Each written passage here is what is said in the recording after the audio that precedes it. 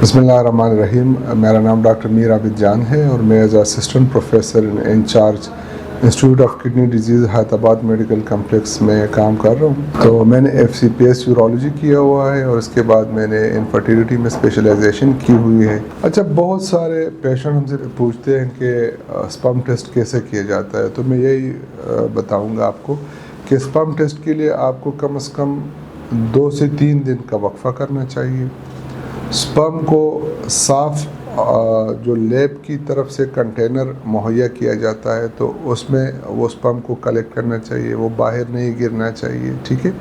Sperm test करते हुए तेल वगैरह या शैम्पू या साबुन का इस्तेमाल ना करें और स्पर्म टेस्ट करते हुए आपको ऐसी जगह पर स्पर्म टेस्ट करना चाहिए जब लेबॉर्ट्री आपके साथ करीब ही। बेहतर ये है कि लेबॉर्ट्री के इर्द गिर्द कोई वॉशरूम हो, जो स्पेस हो, वहाँ पर स्पर्म टेस्ट कराएं।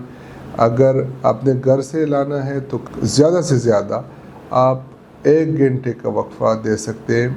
1 घंटे के अंदर अंदर आपको टेस्ट लेबॉर्ट्री तक पहुंचाना चाहिए। फिर मैनुअल तरीका होता है, कंप्यूटराइज तरीका होता है, मुख्तलिफ तरीका होते हैं स्पर्म एनालिसिस, सीमेन एनालिसिस के लिए। तो आप लोगों को ये ख्याल रखना चाहिए कि वक्फा बराबर हो और बाहर ना गिरे और जो कंटेनर हो वो स्टेरिलाइज कंटेनर हो, साफ कंटेनर हो और विदिन 1 आवर वो पहुंचना चाहिए। अच्छा, जब हम सीमेन एनालिसिस करते हैं तो हमें पता चलता है कि या तो स्पर्म्स नॉर्मल है या उसमें तादाद कम है, उसे ओलिगोस्पर्मिया कहते हैं, या उसकी हरकत कम है, उसे स्टीनोस्पर्मिया बोलते हैं, या उसकी शक्ल में फ़र्क है, उसे टेरेटोस्पर्मिया बोलते हैं। अगर मिकदार भी कम है, हरकत भी कम है और शक्ल भी ख़राब है तो उसको बोलते हैं ओट सिंड्रोम, ओलिगोस्टीनोटेरेटोस्पर्मिया।